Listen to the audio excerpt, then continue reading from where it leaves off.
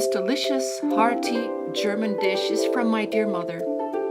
You will need good quality veal cutlets, 3 onions in very thin slices, a tablespoon of parsley, 1 cup of sour cream, 1 or 2 eggs, breadcrumbs, salt and pepper, and seasoning, about 2 tablespoons of paprika and some onion or garlic powder or fresh garlic.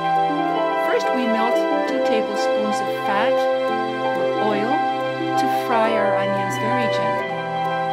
Meanwhile, we're going to mix the egg, salt, pepper, garlic and parsley for our veal cutlets. The second coating is breadcrumbs, so our meat is ready to fry.